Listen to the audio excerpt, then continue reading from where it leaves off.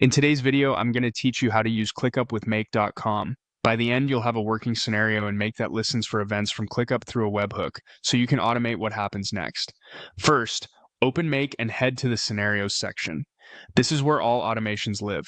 Create a new scenario to start with a blank canvas. In the app search, type ClickUp, then select the ClickUp app.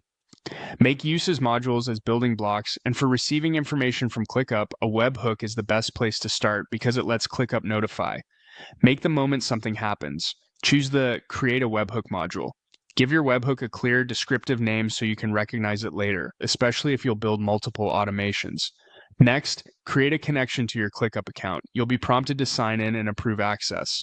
Give the connection a friendly name too. This helps keep things organized if you manage several workspaces or environments. Save the connection to return to your module. Now select the ClickUp workspace you want to monitor. If you're part of more than one, double-check you're choosing the correct one with the data you expect to automate. You'll see options to filter what the webhook listens to. Filters help you narrow the scope to a specific space, folder, or list, which keeps your scenario lean and focused. If you're testing or just starting out, pick a small scope so it's easy to verify what comes through.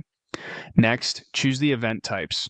These are the specific actions in ClickUp, like task created, task updated, or status changed, that will trigger the webhook. Select only what you truly need. Fewer event types reduce noise and make troubleshooting much easier. Save the webhook settings, then save the overall scenario.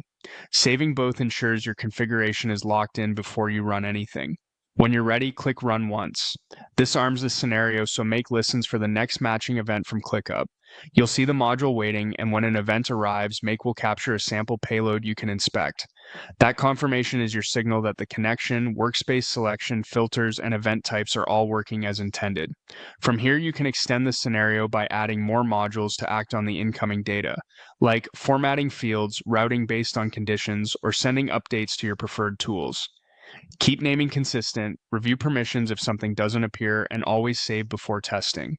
That's it. Your ClickUp to Make webhook is live and ready to power your automations.